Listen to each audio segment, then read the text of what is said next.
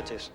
En el programa de hoy seguiremos retomando el tema del mercado eléctrico y trataremos de analizar el conjunto de las tarifas eléctricas de las que podemos disponer los ciudadanos y averiguar si nos están cobrando lo que realmente vale el servicio o al menos lo que pagamos por él.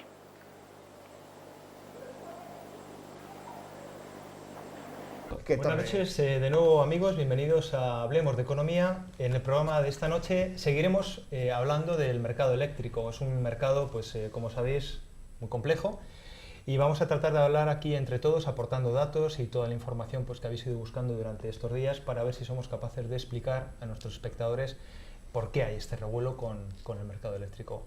Álvaro, bienvenido, buenas noches. Muchas gracias. Ana, muchas gracias por acompañarnos y Alberto, como no, gracias por estar con nosotros. Muy bien, amigos, pues ¿qué es el mercado eléctrico? ¿Qué bien nos suministra? ¿Qué servicio nos...? Empezamos fuerte. Bien, a ver, yo me gustaría reseñar antes de nada lo estratégico que es el mercado, ¿no? Para poner un ejemplo muy simple. Si yo vendo cartuchos naranjas raros, me lo va a comprar un sector del mercado, ¿vale? Pero no me lo va a comprar todo. Ahora, si yo vendo luz, es que me lo va a comprar todo el mundo, porque yo cocino, yo plancho, tú planchas, tú cocinas. Es un bien necesario, horno, ¿no? Totalmente necesario. Entonces, es lo que decimos, es un bien estratégico. Como es estratégico hay que tener mucho cuidado, porque depende de cómo se gestione, va a afectar a muchas personas. Me podéis corregir, pero yo creo que eran como 28 millones de usuarios lo que tiene la luz. Sí, bueno, según la Comisión Nacional de Energía, la cantidad de contratos que hay suscritos con las distintas compañías comercializadoras ronda más o menos esa cifra, 28-29 millones de contratos dados de alta. Fíjate, bien, entonces, una vez ya hemos reseñado lo estratégico que es el mercado, conviene dejar muy claro una cosa. Ha habido dos etapas en esto de la luz, ¿no? Tenemos desde el 87 al 98, donde estaba todo el proceso que ahora voy a explicar regulado, y a partir del 98, con la liberalización del sector por el presidente Aznar, creo que fue, sí. Seguimos regulando, pero solo ciertas etapas. Vamos a explicarlo bien. El proceso de la energía, ¿cómo va? Yo tampoco soy un entendido esto, o sea que lo voy a explicar más o menos. Es muy complejo, la sí. verdad. Es un lío. Hemos asistido a tertulias, ¿verdad? Y no se ponían ni siquiera ellos de acuerdo. Cada uno hablaba de una manera, hay vocablos muy extraños. Sí. Muy técnicos. Es un tema del mundo de ingeniero realmente, totalmente. Pero vamos a tratar de explicarlo de la manera más coloquial posible. Fíjate que teníamos una profesora nosotros que nos decía, mirad, lo más importante son las fuentes de energía y la información. Fuente de energía es la electricidad y la información, que es por donde yo creo que viene el problema. ¿Alguno ha oído de lo que es el TUR, de lo que es el déficit tarifario? Es que yo no tenía ni idea cuando hemos empezado. Claro, es que hay palabras... El TUR me sonaba, TUR, la TUR... digo, voy a coger el autobús. La TUR, sí. Transportes urbanos de Reus. De Reynosa. La TUR, el déficit tarifario. Los generadores de energía, el transportista de energía, que uno dice, bueno, el transportista de energía que totalmente, es un camión entonces, como no sabemos nada, ha venido el problema. Entonces yo suelo dejar claro un poco esto por encima, que repito que yo no tengo tampoco mucha idea, para eso tenemos la técnica que hemos invitado hoy, o sea que en primer lugar, la primera etapa es el generador, ¿no? Tenemos un generador que, como ya sabemos, hemos estudiado todos, hay diferentes energías, hidráulica, eólica, y luego renovables o no renovables, entonces yo genero la energía. Bien, ahí después tenemos un transporte mayorista, por decirlo así, para entendernos, ¿no? Pero perdóname, Álvaro, es que antes de que empecemos a explicar cómo funciona el mercado eléctrico, me gustaría que pusiéramos sobre la mesa cuál es el problema, cuál es el conflicto que hay generado en los medios de comunicación, en los hogares, en las empresas, en las propias productoras de electricidad, porque parece que en este mercado, y es curioso esto, no están de acuerdo ni los que producen ni los que consumen. No. Esto es algo raro, porque generalmente si están en desacuerdo o molestos los que consumen, están muy contentos los que producen. Pero en este mercado se da la peculiaridad que ni los que venden ni los que compran están satisfechos. Y como convidado, no de piedra, porque está ahí actuando, está el gobierno. Tocaremos evidentemente el análisis, cuando quieras. ¿Vale? Para llegar a esta idea. Sí. Decías que la electricidad o el mercado eléctrico es un mercado estratégico. Déjame que enlace con ese tema. ¿El agua os parece un bien necesario, un bien preferencial, económicamente hablando, el agua? Sí, y pero la luz lo mismo. ¿La educación? Sí. ¿La salud? También. ¿Eso no lo discutiría nadie? No. ¿El Estado garantiza el acceso a la educación en nuestro país, economía mixta? ¿Garantiza, mejor o peor, Álvaro, garantiza el acceso a la educación, a la salud?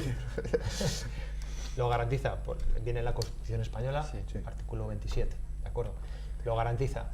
¿Por qué, y si no lo garantiza me lo decís, por qué parece no es que no lo garantice, pero ¿por qué parece que hay tantas dificultades para acceder a un consumo social de un bien preferente como es el de la luz? Porque tal y como está articulado este mercado, parece que se ha convertido en un mercado, perdón, en un bien de lujo casi, la luz.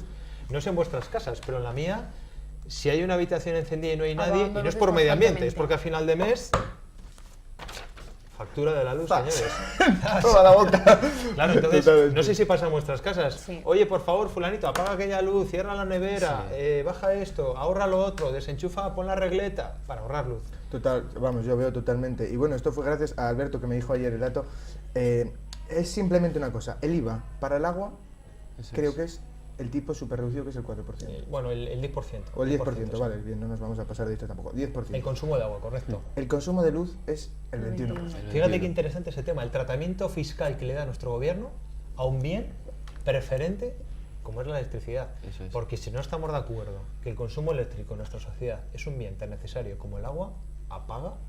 No, a día de hoy, Y nunca mejor dicho. para todos se necesita la luz, la Y electricidad. el agua lo grabamos al 10%, muy bien visto, Alberto, Eso es. y la electricidad al 21%. Esto ya es significativo de Ojo, cómo el Estado va que condicionando tenemos las una cosas. diferencia de 11 puntos porcentuales, que no es Eso es. tal Sí, cual, no, un puntito. desdenable. 11 puntos.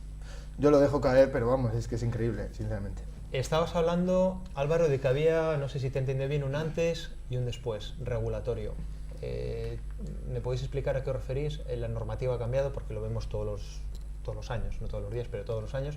Pero hay como dos grandes bloques, ¿no? Por lo que me estabais comentando antes de entrar al programa. Dos grandes bloques normativos. ¿A qué nos referimos? Pues como bien ha dicho Álvaro, existe un primer bloque que va del año 87 hasta el 98, en el que estaba el marco legal estable, que es el que regulaba el mercado eléctrico de una manera sencilla, y a partir del 98, como bien ha dicho Álvaro, cuando lo cambió Aznar, se liberalizó el consumo eléctrico y entonces pasó a ser un bien de lujo, por así decirlo. Bueno, es una forma de decirlo, No, no, ¿no? totalmente. Una apreciación. Sí. Yo Para creo el que, gobierno tiene pinta de que sí, es como llevar Ferrari. hombre, Sí, yo sí, creo sí. que la mayoría de los ciudadanos hoy en día sí estamos viendo el consumo de la luz como algo casi como un artículo de lujo, ¿no? O como un artículo Sí. básico necesario. Es como lo ve el gobierno, porque yo Como- creo sí. que sinceramente nosotros lo Para vemos nosotros como es un igual bien que el agua. necesario. Bueno, vamos a ver, Es es muy que necesario. yo me atrevería hasta a decir que una persona normal consume más electricidad a lo largo del día que agua. Totalmente. Totalmente. Muy bien visto ese análisis. A mí eso me parece- Claro. Estamos Perfecto. constantemente en la Nos cocina alimentamos- cargando los teléfonos, los Eso es, ordenadores. más eso es todo. que hoy Nos en parece día... una paradoja todo el tema este del encarecimiento de la luz, una paradoja que tenemos los smartphones, los ordenadores, Sí. los notebooks, Y cada los día más. iPads, las tabletas, los microondas, el horno, el frigorífico, todo eléctrico, Todo. el suelo radial.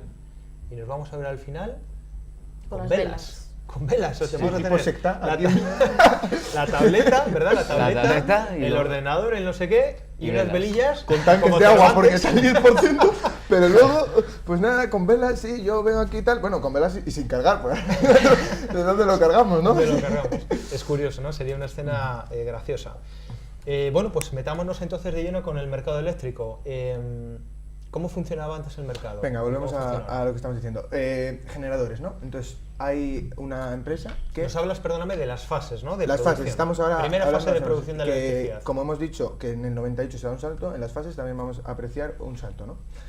Primera fase, generadores, no cambia, ¿vale? Hay una Pero, empresa, ¿qué es un generador de electricidad? una empresa que produce energía. Un productor de electricidad. Claro, que puede ser, como ya hemos visto, empresas, puede ser energía hidráulica, eólica... O sea, una empresa, por mareomotriz. ejemplo, que tenga derechos concesionales sobre una presa hidráulica. Totalmente. Y tenga sus propias instalaciones sobre esa presa hidráulica, que es de dominio público, pero las instalaciones son de una empresa privada. Y tenga 2 o 3 presas hidráulicas en distintos saltos de agua, distintos Bien. pantanos, explotándolo. Ya puede ser Endesa, Iberdrola o cualquiera de las que conocemos. Bien, la tenemos, hemos generado energía, ya tenemos el bien básico.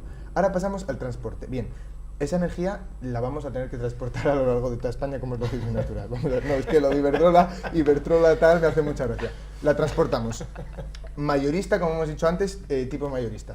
Imaginemos que la producimos en Madrid, la tenemos que transportar hacia Santander. Vamos a poner el ejemplo.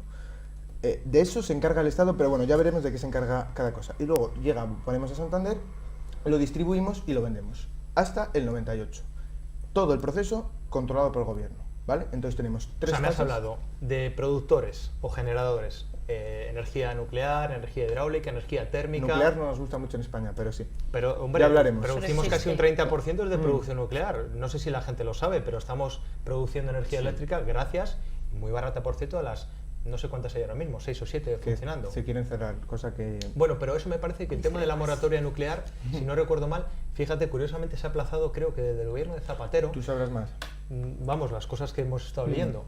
Desde el gobierno de Zapatero se ha aplazado el tema de la moratoria nuclear porque se dan cuenta de que sigue siendo necesario producir para cubrir toda la demanda de electricidad que hay, y hoy por hoy, salvo que se demuestre lo contrario, una de las fuentes más baratas sigue siendo la energía nuclear, la hidráulica.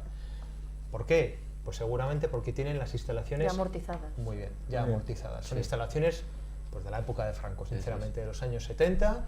Y son que se construyó mucho en esa época, se presas, construyó mucho, muchas tanto presas presas como el tema. Bien, recopilando, 3 fases: generación, transporte, distribución.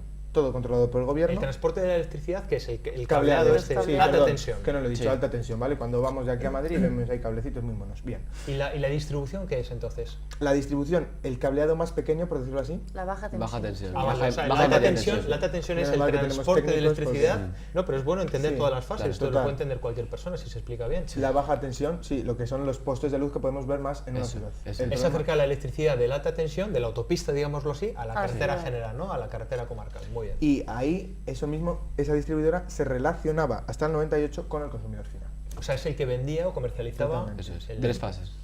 Ahora vamos a ver el nuevo proceso. En principio no voy a decir ni que es ni beneficioso ni perjudicial, para eso ya tenemos la gente que sabe. Voy a explicarlo y decir, añadimos una fase más.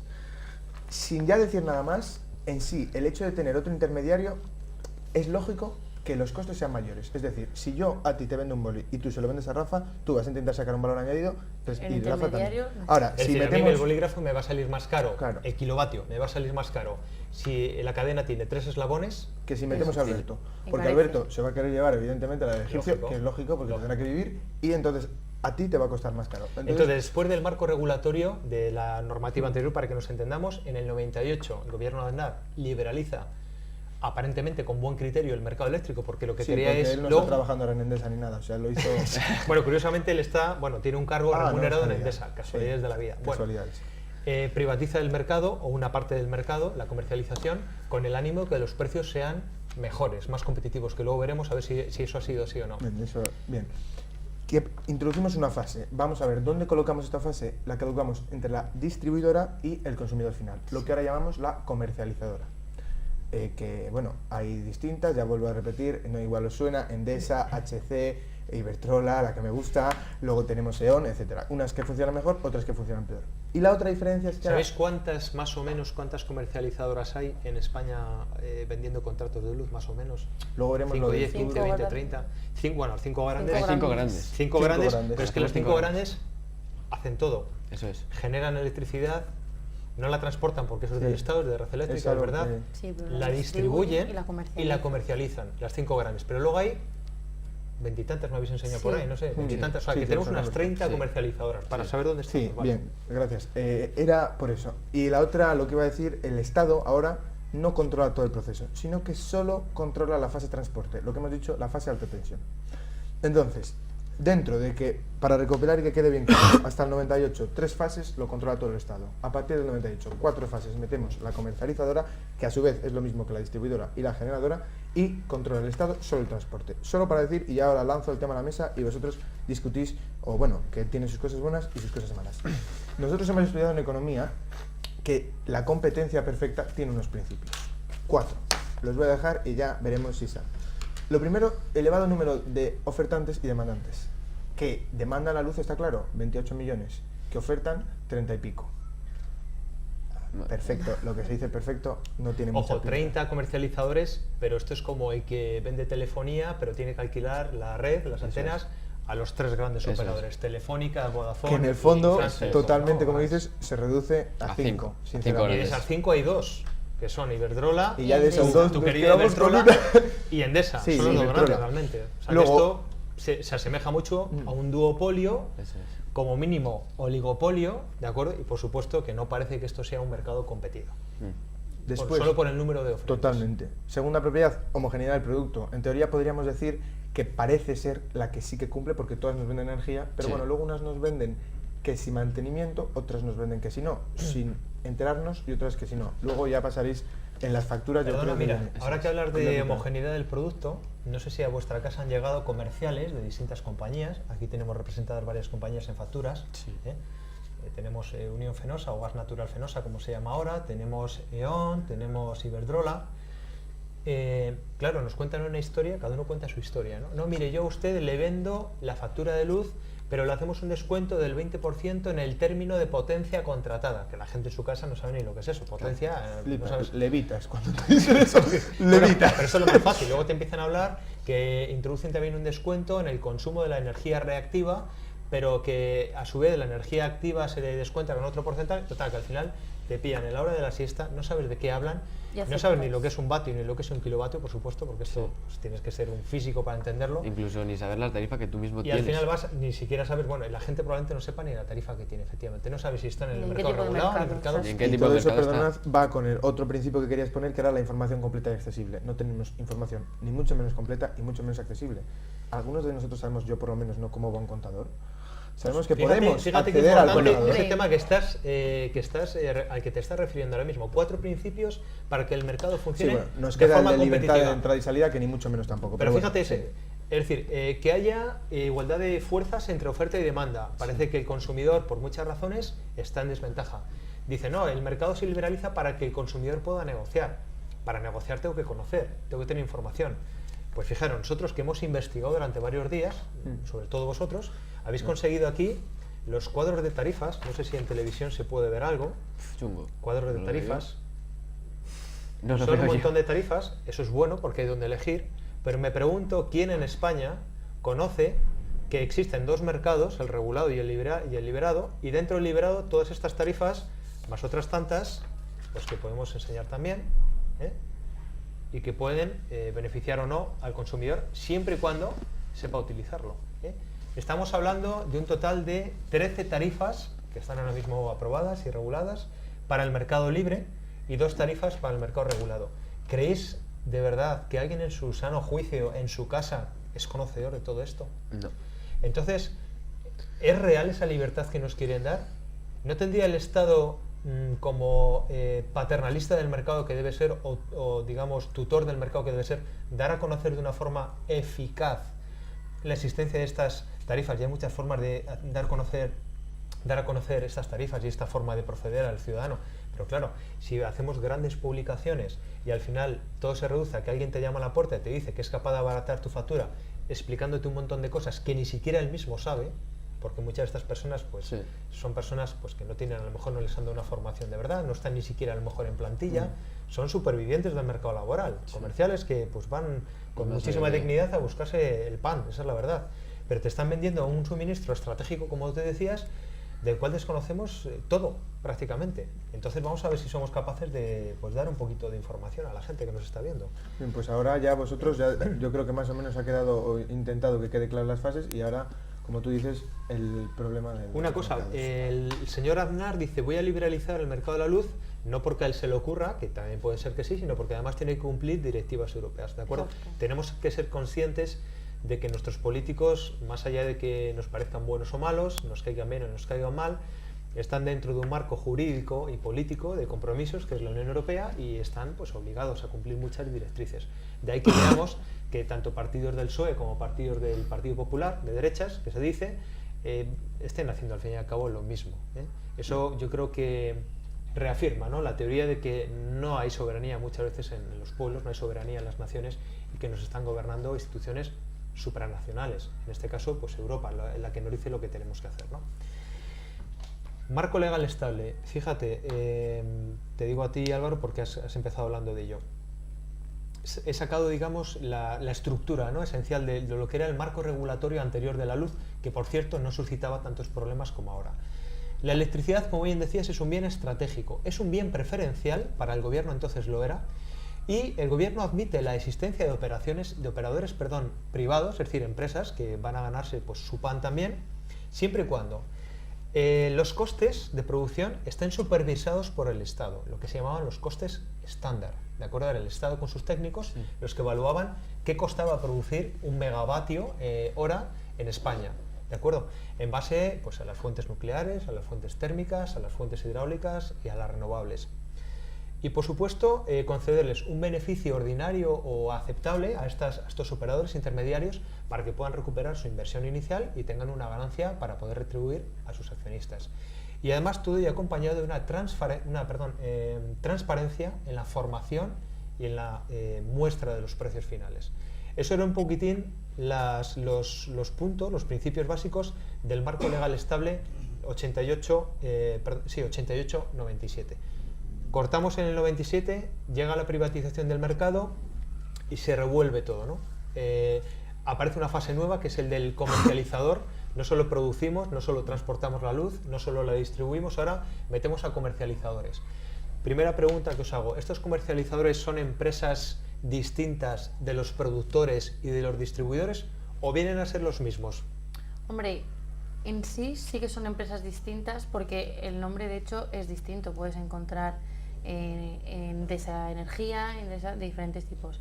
Es cierto que a la larga sí que llegan a formar parte de lo mismo, porque son ellas. Que yo tenía esa sensación, pero bueno, yo sé, Ana, que tú estás muy bien documentada en este tema y por eso pues me gusta que lo digas.